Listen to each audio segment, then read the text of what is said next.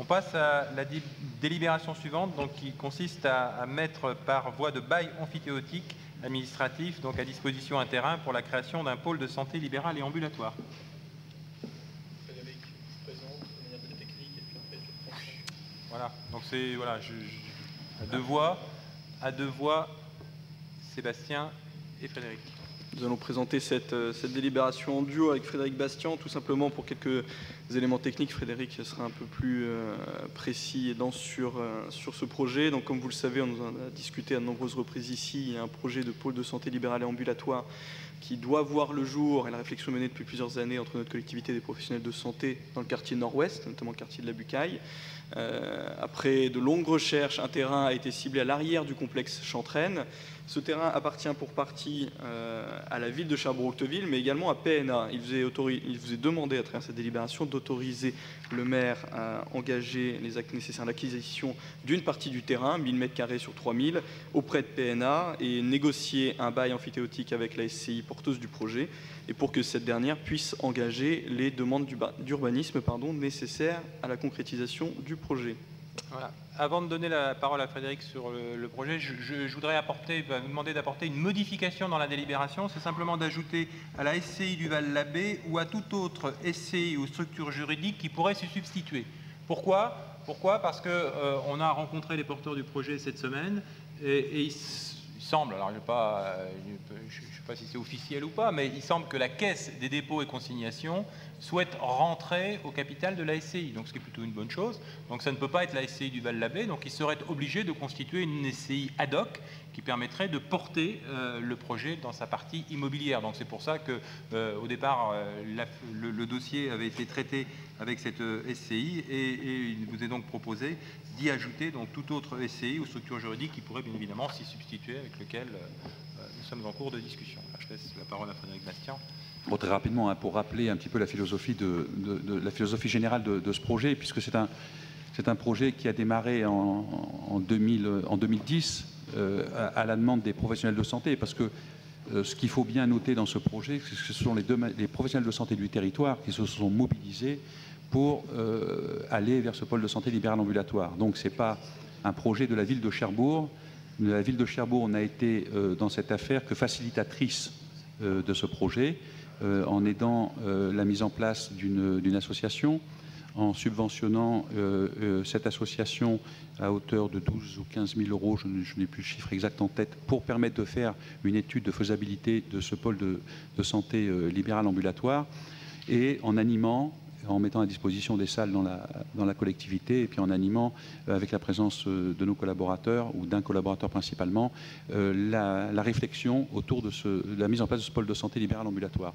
À ce jour, il y a entre 15 et 20 professionnels de santé qui sont partie prenante de ce pôle de santé libéral ambulatoire, des médecins généralistes, des infirmières, des psychologues, diététiciens.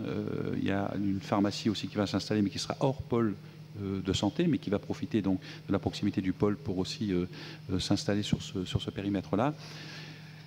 Ça répondait aussi à un objectif, c'était de permettre un accès aux soins de premier recours pour nos habitants qui sont dans le centre-ville. Et je crois que c'était un élément important. Nous avons une population qui est vieillissante dans le centre-ville, et il nous semblait important d'apporter cette réponse. Et c'est vrai qu'on a eu un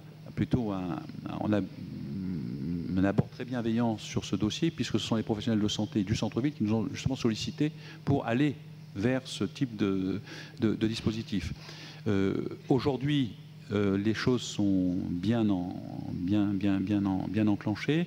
Moi, je reste convaincu que dès que ce pôle de santé libéral ambulatoire va sortir de terre, on va avoir des jeunes médecins qui vont vouloir le rejoindre.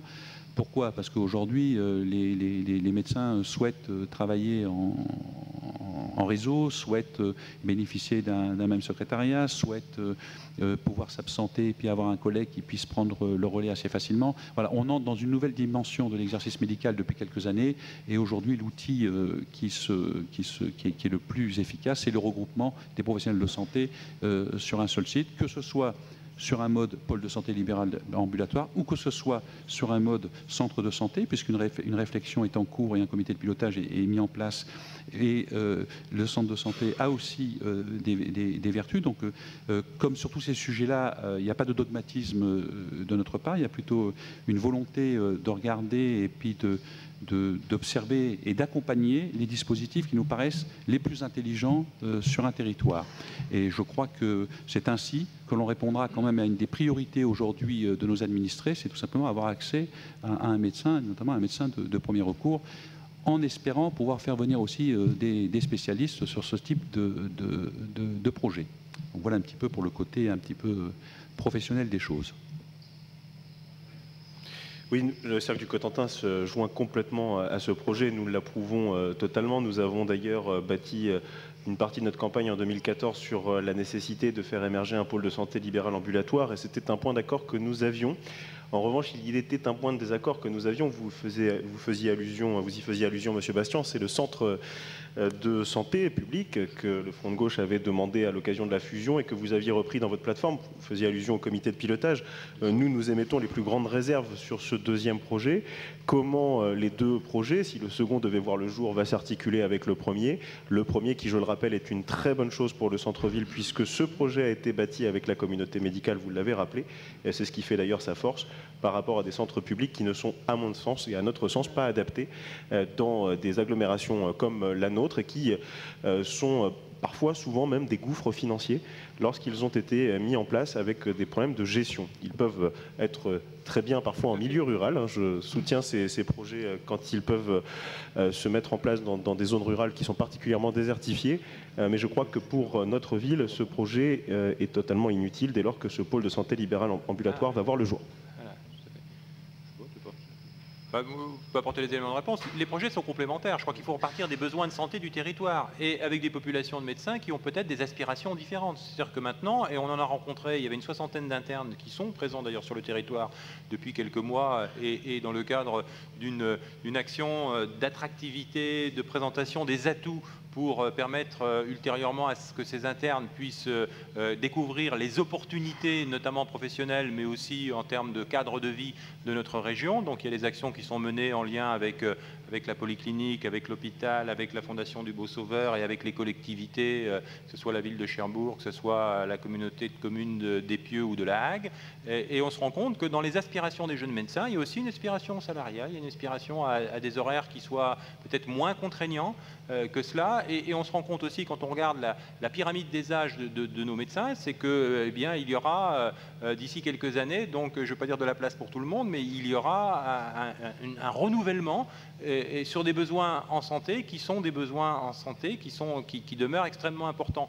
Et en partant, et c'est bien pour ça que dans le cadre du comité de pilotage, nous sommes extrêmement vigilants sur du fait de repartir des besoins de santé du territoire pour pouvoir positionner les différentes réponses, les différents outils et de veiller à ce qu'il y ait une bonne complémentarité et ce que la médecine libérale puisse continuer à exercer et même à développer des liens avec la médecine publique, notamment avec l'hôpital. C'est aussi un des chantiers extrêmement importants et que éventuellement d'autres formes d'exercice de la médecine et des missions de prévention de la santé puissent être assumées.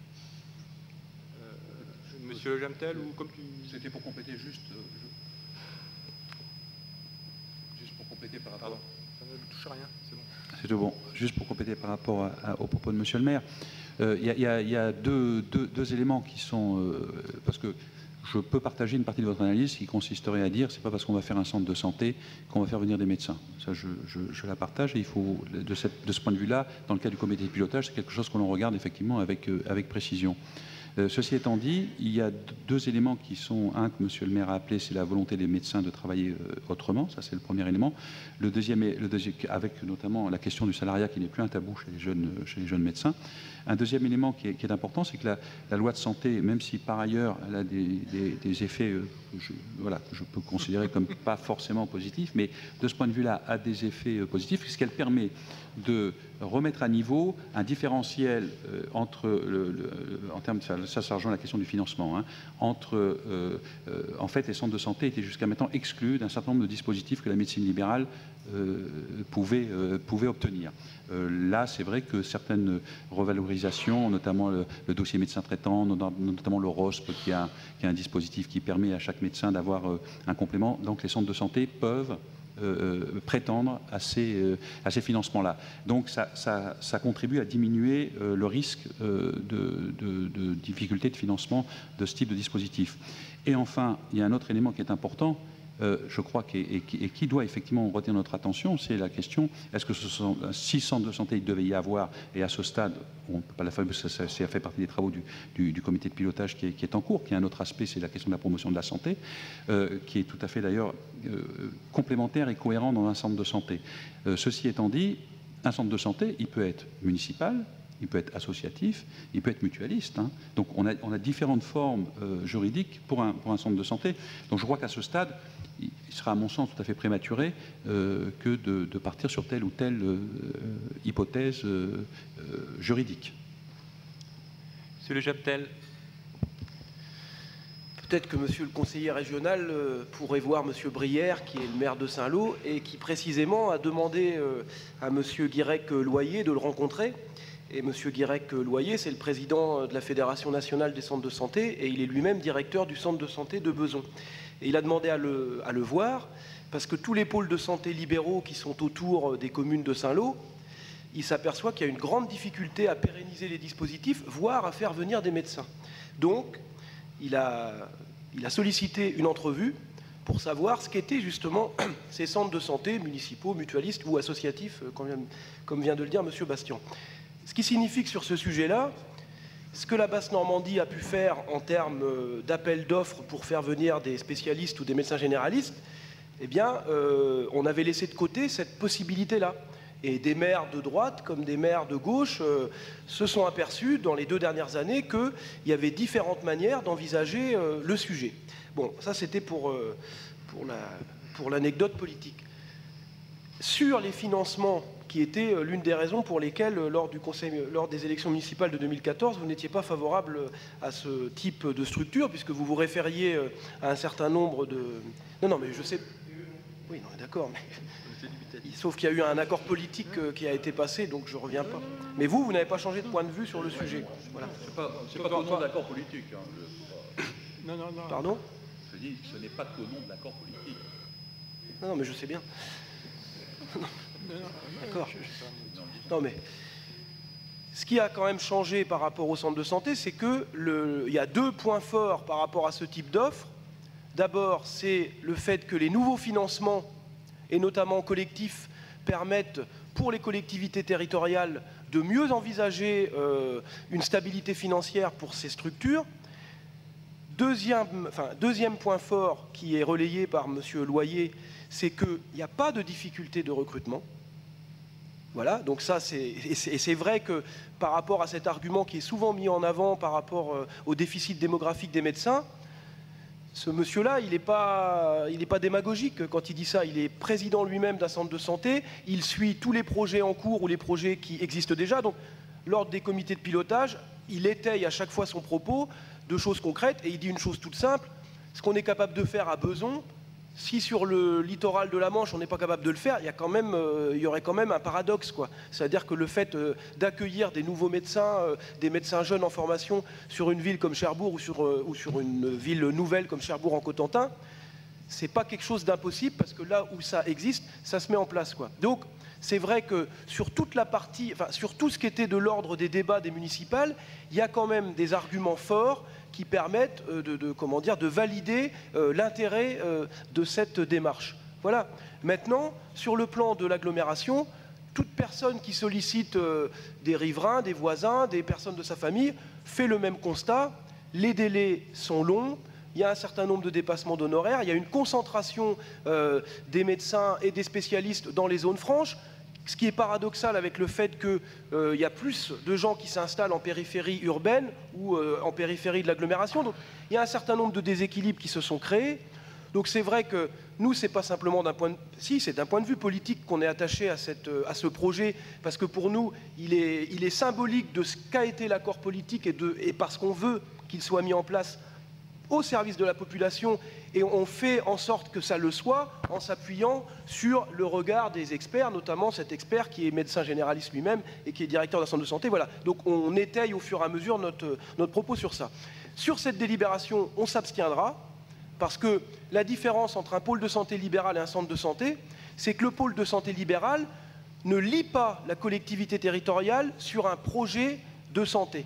Or, le centre de santé est défini, c'est un projet de santé qui est piloté par la collectivité territoriale, ce qui ne veut pas dire que les PSLA ne vont pas faire des choses qui sont intéressantes, mais le lien n'est pas le même. Ceci dit, par rapport à ce qu'a pu dire M. Bastian et M. Houlgat, qui rappellent qu'il y a un comité de pilotage qui se met en place, on s'abstient, c'est une abstention politique. C'est pour dire on ne va pas faire une opposition frontale ce soir par rapport à cette délibération-là.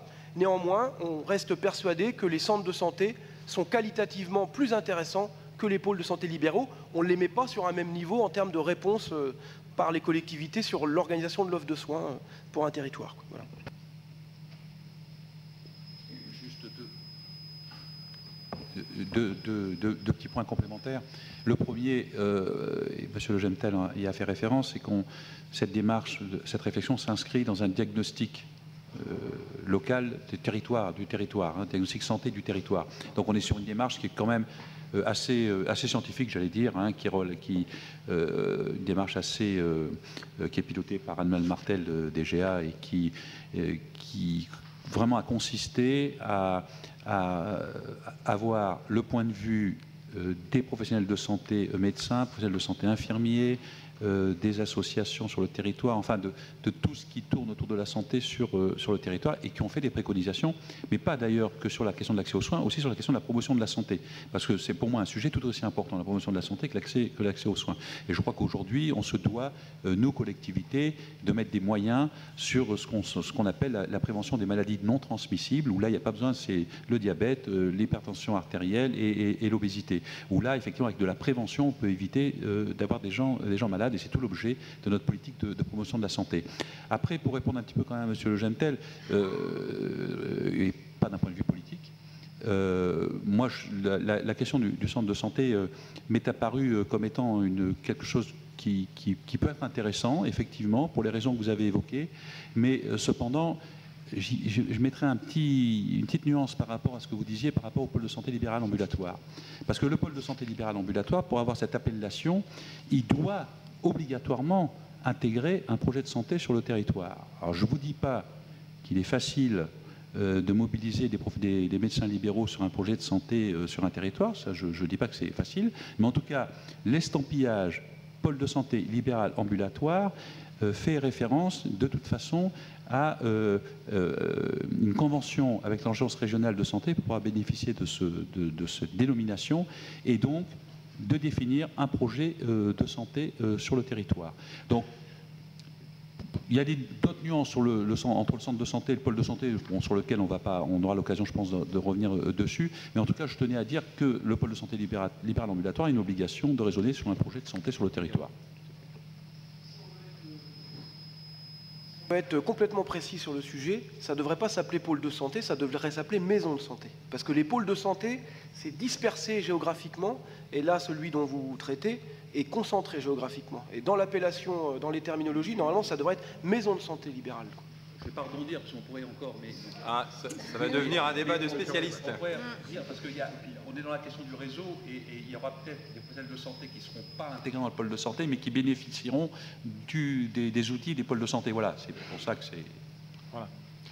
Bon, vous aurez vu dans cette délibération, d'ailleurs comme dans la suivante, notre très grand pragmatisme à surtout ne pas opposer les différentes formes d'exercice de la médecine, mais bien de les mettre en complémentarité au service du besoin de santé du territoire, et cela dans une dynamique de projet coordonné.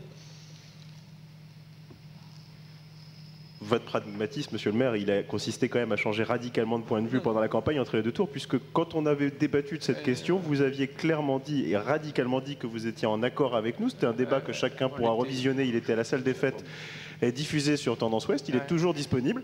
Vous vous étiez prononcé pour dire que vous étiez contre le centre de santé. Je me rappelle que ça avait donné d'ailleurs lieu à un vif échange entre Ralph Legentel et vous-même, qu'aujourd'hui vous avez changé. Donc en effet, vous êtes pragmatique, vous avez changé d'avis au gré d'une alliance politique. Non.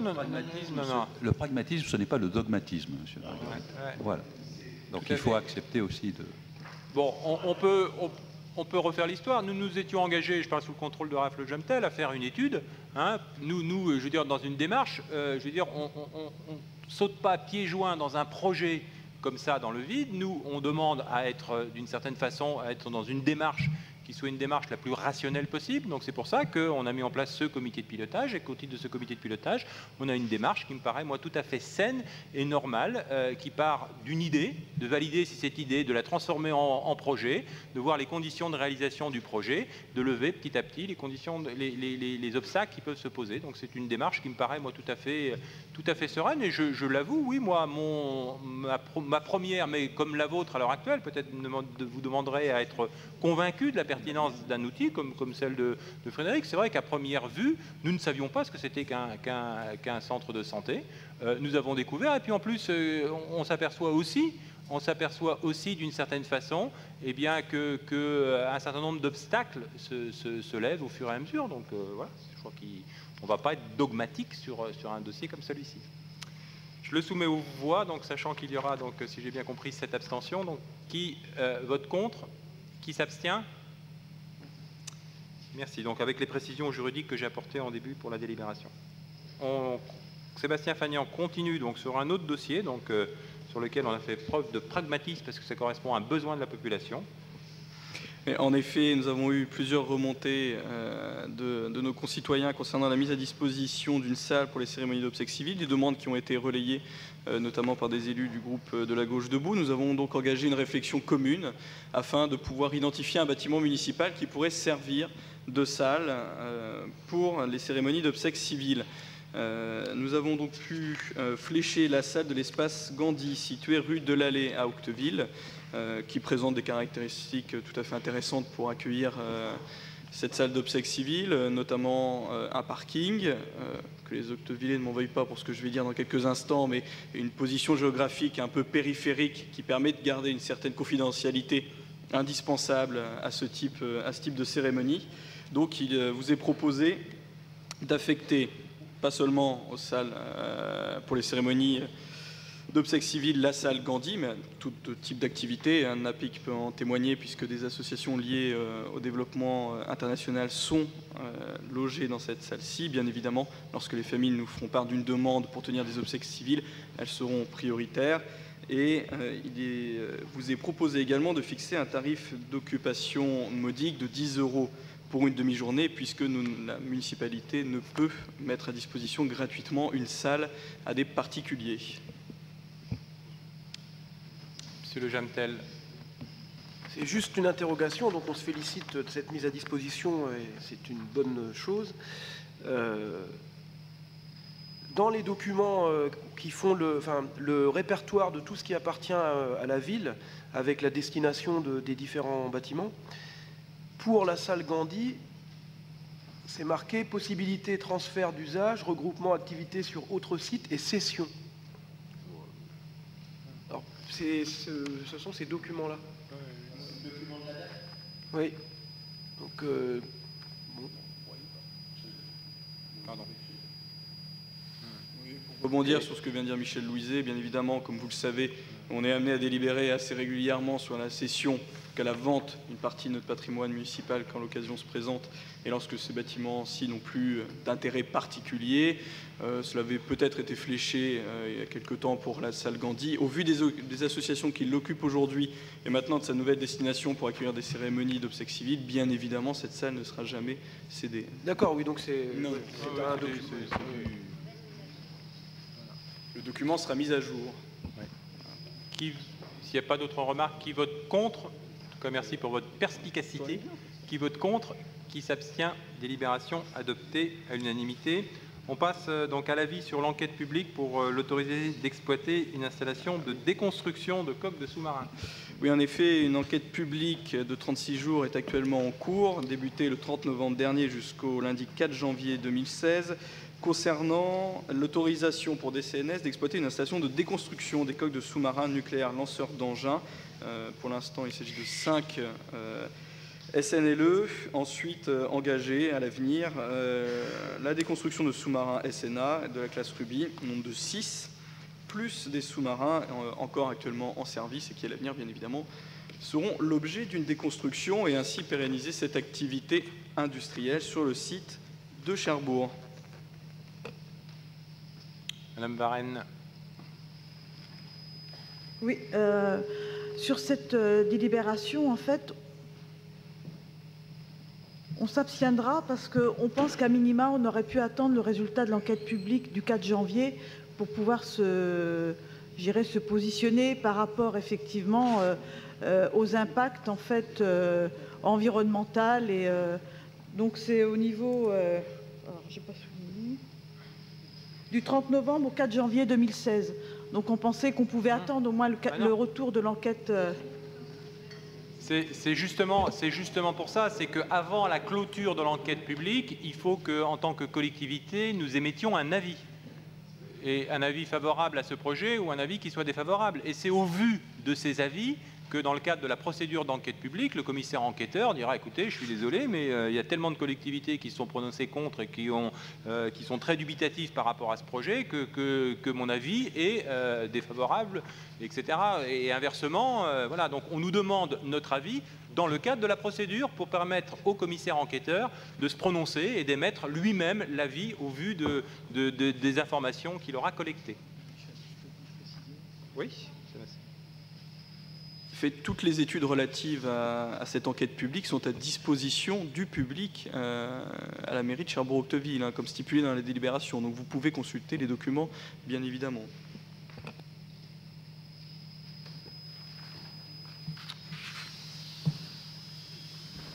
Voilà, donc on va, oui, je passe.